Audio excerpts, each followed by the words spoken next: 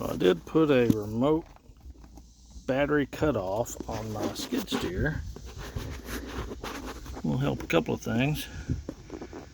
Should keep people with a Caterpillar key from taking off with it. Not that that's a big problem, hadn't happened yet. But I bypassed the ignition system and put it on this little remote switch. I have a key fob for it that will go with me. And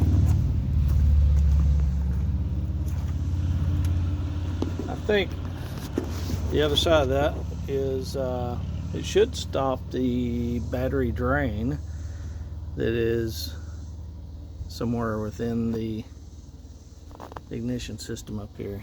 It's a relay or something that's sticking that I can't track down for some reason. Anyway, thanks for watching.